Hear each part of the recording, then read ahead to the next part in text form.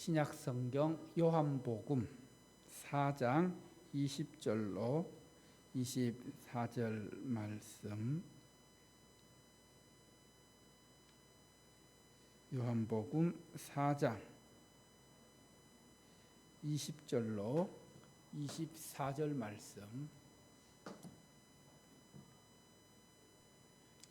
요한복음 4장 20절로 24절 말씀.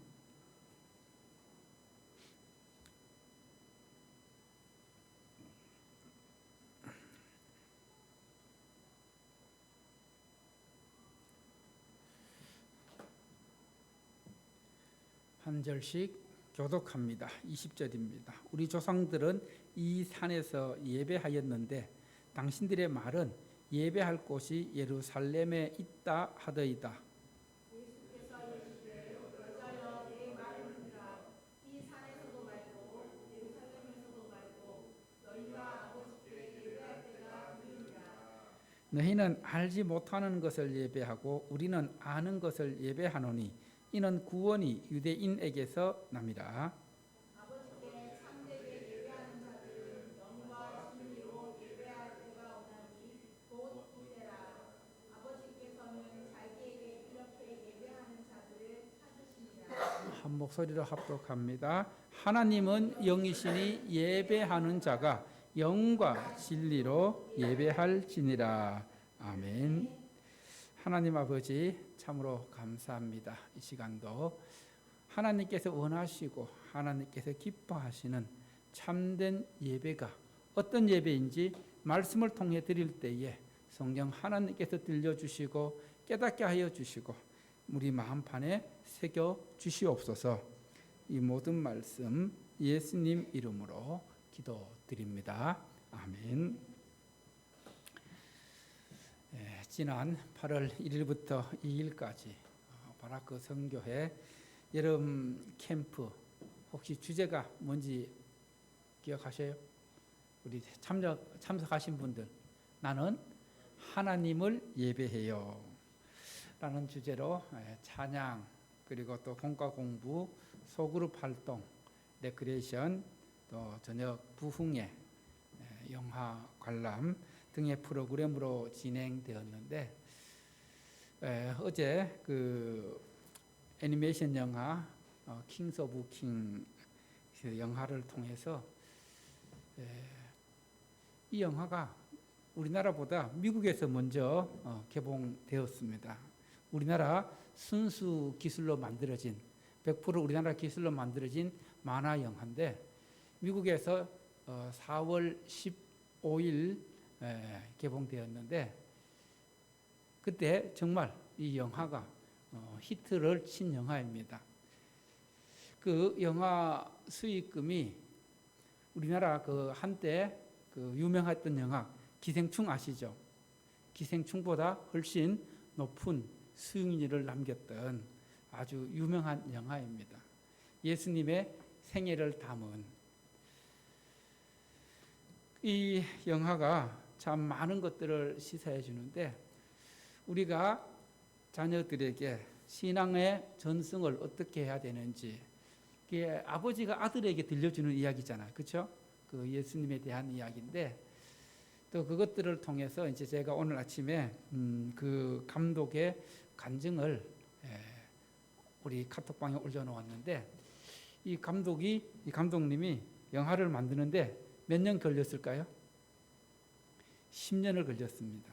10년을 걸려서 만든 영화인데 많은 어려움이 있었고 또 힘든 과정도 있었고 그런 가운데서도 결국 또 하나님께서 함께 하심으로 이렇게 영화로 나오게 되었는데 우리나라 말로 더빙한 거는 우리나라 모든 유명한 배우들이 다 나와서 더빙을 한 영화 지금도 상영하고 있는데 우리나라 기독교 영화를 만들면은 기독교 영화가 지금까지 가장 많이 본 관람객 수가 얼마냐 하면 한 40만 정도 된다 해요. 40만. 근데 이 지금 킹 오브 킹스 이 영화는 얼마나 관람했을 것 같아요? 오늘 아침에 보니까 한 93만 정도. 우리나라 만화 영화가 제일 많은 영화관에서 그 관람된 영화 그 관객 수가 제일 많은 게 202만이나 하더라고요. 그래서 이 영화가 그것을 이제 넘을지 안 넘을지는 우리 또 성도들이 얼마만큼 관심을 가지고 봐주느냐 거기에 대해 달려 있는데 아직 보시지 않는 분들 보시면은 예수님이 어떤 분인지 더 생생하게 우리가 경험할 수 있고 또 은혜 받을 수 있는 영화입니다. 자, 사진을 한번 보겠습니다. 예. 이 사진은 누구일까요? 예, 조수아 벨이라는 사람인데 이 사람이 엄청 유명한 사람입니다. 세계적으로 유명한 바이올리니스트인데 40장이 넘는 그 바이올 연주로 40장이 넘는 음반을 발매했고 그리고 또 유명한 뮤지션에게 주어지는 그 상들 대부분 수상한 아주 유명한 연주자인데 이 연주자를 중심으로 하나의 실험을 했습니다. 2007년에 워싱턴 포스트지에 진 바인가르텐이란 그 기자가 한 실험을 했는데 어떤 실험을 했냐면은 이 조수아 벨이 미국의 그 지하철역에서 평일 아침 출근길에 45분 동안 이 바이올린 연주를 하게 됩니다. 그때 가지고 이 지금 갖고 있는 바이올린 가격이 얼마인지 아세요? 다시 한번 보여주세요, 사진. 이 바이올린이 얼마 것 같아요? 네? 350만 달러, 40억 원짜리예요, 40억 원. 이 악기로 연주를 했는데 45분 동안 연주를 했는데 그 실험 결과 놀라운 결과가 나왔습니다. 이 연주를 하는데 1097명의 사람들이 지나갔는데 발걸음을 멈추고 이 연주자의 연주를 들은 사람이 몇 명이었을까요? 한번 여러분들 한번 맞춰보세요. 몇 명쯤 되었을 것 같아요? 세계적인 연주자가 연주를 했습니다. 평범한 야구 모자를 쓰고 흐름한 차림으로 또 거리에 악사처럼 분장하고 연주를 했는데 1097명이 지나가면서 이 발걸음을 멈추고 연주를 끝까지 들은 사람이 몇 명이요? 7명.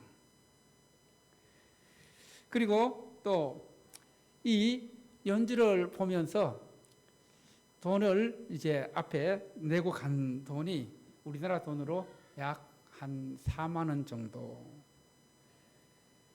그리고 이 연주를 듣고 이분이 정말 유명한 바이올린 연주자라고 알아본 사람이 딱 한 명밖에 없었다고 해요. 똑같은 사람이 똑같은 연주로 만약에 이 조수아 벨이 45분 동안 이 곡 연주한 그걸 만약에 콘서트 홀에서 연주를 했다면은 어땠을까요? 수익금이 얼마였을 것 같아요? 아마 상상을 초월할 겁니다. 그러면 왜 사람들이 똑같은 악기로 연주를 했는데 사람들의 반응이 이랬을까? 왜 달랐을까요?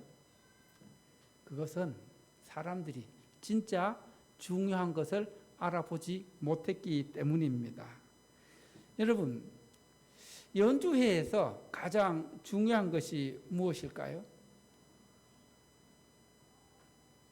콘서트홀의 조명, 또 의상, 공연장, 음향 이런 것들도 중요할 수 있습니다. 그런데 이것보다 더 중요한 게 뭐예요? 아무리 훌륭한 콘서트 홀이라 할지라도 또 훌륭한 장비를 갖추고 있다 할지라도 연주자가 없으면은 콘서트 홀은 소용이 있을까요? 없을까요? 아무런 소용이 없습니다. 이 실험은 우리에게 다음과 같은 메시지를 던져주고 있습니다. 같은 연주라 할지라도 콘서트 홀에서 연주를 될 때면은 그 가치를 인정받지만은, 그러나 지하철역이라는 곳에서 연주될 때 무시받고 아주 작은 가치로 평가될 수 있다는 것을 가르쳐 주고 있습니다. 그리고 또 현대인들은 바쁜 일상 속에서 무엇이 가치 있고 무엇이 중요한지를 잊어버리고 살아간다는 것입니다. 또 우리는 종종 사물의 본질적인 것들을 잊어버리고 외적인 환경이나 외적인 그런 상황에 더 관심을 두고 또 거기에 영향을 받는다는 것을 보여주고 있습니다. 이 실험을 통해 우리가 생각해 볼 수 있는 것, 또 우리가 드리는 예배와 함께 접목해서 생각해 보게 되면은, 여러분, 예배에 있어서 가장 중요한 것은 무엇일까요? 참된 예배를 드리기 위해서 중요한 것은 무엇입니까? 화려한 조명, 또 음향, 영상, 이런 것들이 중요할까요? 중요한 것은, 예배에 있어서 가장 중요한 것은, 따라합시다, 하나님이 원하시고 하나님이 기뻐하시는 참된 예배. 여러분, 우리가 하나님 앞에 예배를 드리는데 하나님이 기뻐하시고 하나님이 원하시지 않는 예배를 드린다면은 그것은 시간 낭비에 불과한 예배일 뿐입니다. 그러면은 하나님이 기뻐하시고 하나님이 원하시는 참된 예배는 어떤 예배일까? 오늘 말씀은 그것을 가르쳐 주고 있습니다. 어떤 예배가 참된 예배일까요? 영과 무엇으로 드리는 예배? 영과 진리로 드리는 예배. 그래서 오늘 말씀의 제목을 영과 진리로 예배해요 라는 제목으로 말씀을 준비하고 또 여러분에게 전합니다. 오늘 본문 말씀은 그 당시 예수님께서 통상적인 그 통념을 깨고 상식을 깨고 유대인들이 금기시했던 사마리아 여인과 만나서 대화 중에 나오는 말씀입니다. 그 당시 유대인들은 이 사마리아 사람들과 상종 자체를 하지 않았습니다. 왜냐하면은 유대인들은 이 사마리아인들과 역사적으로 깊은 갈등을 가지고 있었습니다. 이스라엘 역사적으로 살펴볼 때 남과 북으로 갈라지고 721년에 북쪽 이스라엘의 수도가 사마리아였습니다. 북쪽 이스라엘이 먼저 아시리아에서 멸망을 하게 됩니다. 이 아수르가 북쪽 이스라엘 사마리아를 정복하면서 어떤 정책을 썼냐 하면은 그 혼혈 정책을 쓰게 됩니다. 즉 사마리아에 아수르 사람들을 파견해서 거기서 사마리아 사람들과 결혼해서 함께 살아갈 수 있도록 민족 혼혈 정책을 쓰게 됩니다. 그래서 사마리아가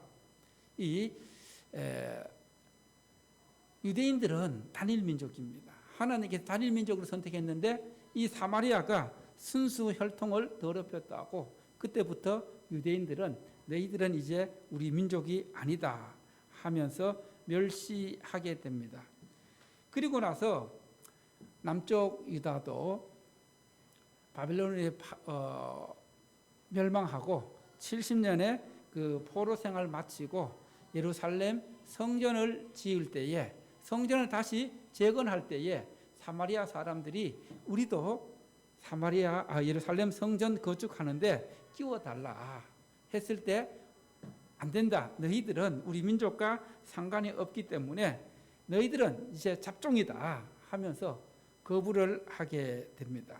그래서 그들은 예루살렘이 아닌 오늘 본문에 나오는 그리심산에 예배 처소를 지어서 거기서 예배를 드리게 됩니다. 유대인들은 이것을 신성모독으로 여기고 이제 어떻게 보면은 이때부터 남쪽 유다인들은 예루살렘 성전에서 그리고 또 사마리아 북쪽 사람들은 그리심산에서 예배를 드리게 됩니다. 유대인들은 그래서 이 사마리아 사람들을 세리나 창녀 그리고 또 사생아 이방인보다 못한 사람들로 아주 부정적으로 여기게 됩니다. 이들을 만나는 것 자체를 부정하게 여겼기 때문에 그런데 그때 그래서 유대인들은 이제 북쪽 갈릴리로 가기 위해서 사마리아 지방을 통과하면은 쉽게 갈 수가 있는데 그런데 어떻게 갔을까요? 사마리아 지역으로 가지 않고 그냥 다른 베레아 지역으로 쭉 돌아서 그렇게 갈 정도로 유대인과 사마리아인의 관계가 갈등 관계에 있었습니다. 그런데 예수님은 갈릴리로 가시면서 오늘 사마리아 지역으로 가시면서 수가라는 동네에 이르러 우물가에 이제 앉아 있는데 한 여인이 물을 기르러 오는데 그때가 낮 12시 사람들이 활동하지 않는 아주 뜨거운 그런 낮 시간에 물을 기르러 온 여인에게 물 좀 달라 하면서 대화를 시작하십니다. 유대인인 남자가 자신에게 말을 걸어오는 이 여인은 깜짝 놀랐습니다. 상상할 수가 없었습니다. 그런데 예수님과 대화하다 보니까 예수님께서 네가 지금 나에게 주는 그 물은 일시적인 물이지만은 내가 너에게 주는 물은 영생하도록 솟아나는 샘물이 되리라. 그래서 이것을 마시는 자는 영원히 목마르지 않을 것이다 하면서 그리고 이제 예수님께서 이 여인에게 가서 네 남편 데려오라. 네 남편을 데려오라. 그런데 이 여인은 이미 이전에 5명의 남편이 있었는데 다 헤어지고 또 다른 그런 남편과 살아가고 있는 그런 상황에서 저는 남편이 없습니다. 이 여인이 이렇게 말하죠. 예수님, 네 남편 5이 있었는데 지금도 그런 삶을 살아가고 있는데 하는 그때 그 예수님의 말씀을 들으면서 아, 이분은 보통 분이 아니시구나 하면서 당신은 선지자입니다. 고백하게 됩니다. 그리고 나서 예수님과의 그 대화가 깊어지면서 아, 이분이 우리가 기다리고 있는 메시아구나 라고 깨닫고 고백하고 물을 기르러 왔던 물동이를 버려두고 자기의 마을로 가서 우리가 기다리던 메시아를 만났다 하면서 마을 사람들을 전도합니다. 그리고 전도해서 예수님을 모시고 그 마을로 가게 되는데 이 한 여인으로 말미암아 한 마을 전체가 예수님을 믿게 되는 놀라운 역사가 일어나게 됩니다. 오늘 본문은 예수님과 이 여인이 대화하는 가운데 예배에 대한 대화입니다. 이 여인은 예배를 어디서 드리는 것이 올바른 예배인가, 참된 예배인가에 대한 궁금증이 있었습니다. 그래서 오늘 첫 번째 메시지 한번 따라해 봅니다. 어디에서 예배를 드려야 하는가? 사마리아 여인이 예수님과 대화하는 가운데 이분은 정말 선지자로서 모든 것을 알고 계시는구나. 그러면 내가 궁금했던 것들을 한번 물어봐야 되겠다 하면서 질문을 하게 됩니다. 오늘 본문 말씀 20절 말씀입니다. 20절 말씀 시작. 우리 조상들은 이 산에서 예배하였는데 당신들의 말은 예배할 곳이 예루살렘에 있다 하더이다. 장소에 대한 문제입니다. 조금 전에 말씀드린 것처럼 유대인들은 예루살렘 성전에서 그리고 북쪽 사마리아 사람들은 어디에서? 그리심산에서 이 각자 예배를 드리고 있었는데 어느 장소에서 예배 드리는 것이 맞습니까? 이렇게 물었을 때에 예수님께서 이제 그 장소를 구분하지 않는 장소를 뛰어넘는 그런 예배할 때가 오고 있다. 21절 말씀 함께 보도록 하겠습니다. 21절 말씀 시작. 예수께서 이르시되 여자여 내 말을 믿으라. 이 산에서도 말고 예루살렘에서도 말고 너희가 아버지께 예배할 때가 이르리라. 예수님은 이제 예배할 때, 아버지께 예배할 때가 이르는데 장소에 구애받지 않고 장소를 뛰어넘는, 장소는 예루살렘이 되든 성전이 되든 그리심산이 되든 중요하지 않고 앞으로 참된 예배를 드릴 시대가 올 것이라는 말씀입니다.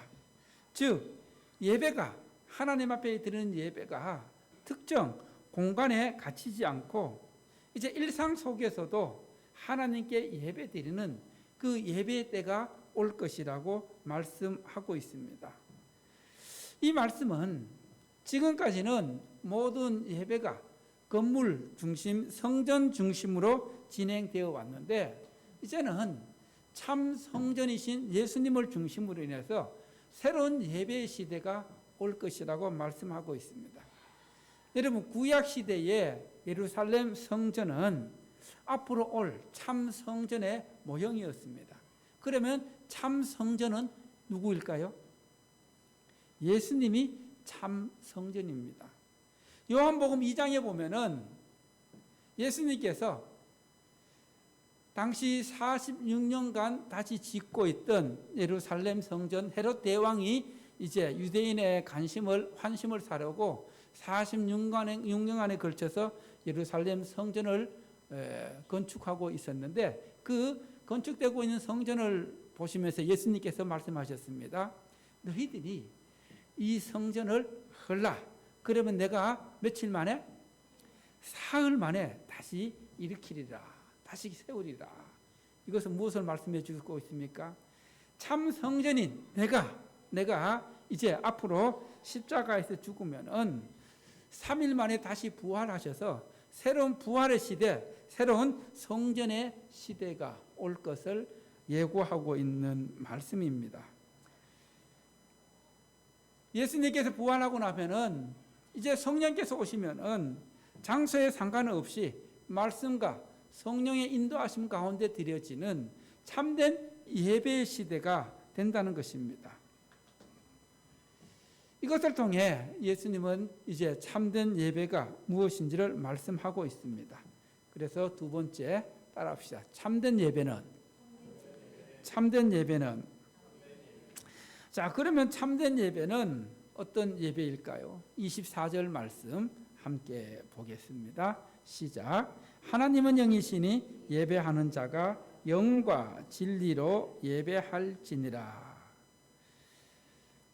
참된 예배를 드리기 위해서는 먼저 우리가 드리는 예배의 대상, 하나님이 어떤 분이신지를 정확하게 알아야 한다는 것입니다. 자, 여기서 하나님은 어떤 분이시라고요? 하나님은 영이시다. 하나님은 영이시다. 이게 굉장히 중요한 말씀입니다. 이 영으로 기록된 헬라가 푸뉴마라는 그 헬라인데 원래는 바람, 숨, 호흡을 의미하는 말인데 성경에서는 성령을 의미하는 말입니다. 성령. 자, 하나님께서 영이시라는 것은 먼저 사람 눈에 보입니까? 보이지 않습니까? 보이지 않습니다. 하나님은 실제 존재해 계시는데 바람과 같은, 우리의 숨과 같은, 호흡과 같은 눈에 보이지 않는. 여러분, 바람이 불지만은 우리 눈에 보여요, 안 보여요? 보이지 않습니다. 자, 또 하나님이 영이라는 것은 뭘 알려주고 있냐 하면은, 자, 여러분, 우리 육신, 우리 육체, 물체, 이것은 시간과 공간을 초월할 수 있어요, 없어요? 시간과 공간 안에 갇혀 있습니다. 그런데 영이신 하나님은 시간과 공간 안에 갇혀 있는 것이 아니라 시간과 공간을 초월하는 초월적인, 하나님이 눈에 보이는 우리의 육체를 가지신 분이라면 초월적인 존재가 되지 못합니다. 그리고 또 하나님이 영이시라는 것은 하나님은 따라합시다. 하나님은 어디에나 계신다. 우리처럼 육체와 물체로 되어 있다면은 하나님이 여기저기 계실 수 있어요, 없어요? 없습니다. 그러나 하나님이 영이시기 때문에 어디서나 계시는 초월적인 존재라는 것입니다. 그래서 하나님은 영으로서 따라합시다. 하나님은 영이시지만 인격적인 분이시다. 그래서 우리가 드리는 유일한 예배 대상인 하나님은 영적인 존재라, 영이시다. 이것을 먼저 잘 알아야 합니다. 그래서 영이신 하나님께 우리가 예배 드릴 때에 또 우리가 드리는 참된 예배는 그 뒤에 이제 말이 이어지죠. 하나님은 영이시니 예배하는 자가, 예배 드리는 자가 뭘로 예배 드려야 된다고요? 영과 진리로 예배를 드려야 한다고 말씀하고 있습니다. 영과 진리로 드려지지 않는 모든 예배는 하나님이 받지 않으십니다. 하나님이 원하는 예배가 아닙니다. 그러면 우리가 영과 진리로 드리는 예배가 어떤 예배인가를 알아야 합니다. 자, 여기서 영은 아까 무엇을 의미한댔어요? 성령입니다. 성령. 우리가 하나님 앞에 영으로 예배 드린다는 것은 성령의 인도하심 가운데 성령의 임재 안에서 드려지는, 성령의 인도하심 가운데 드려지는 예배가 바로 영으로 드려지는 예배입니다. 내가 성령으로 예배를 드린다는 것은 거기에 내 마음을 다해야 합니다. 예배에 집중해야 합니다.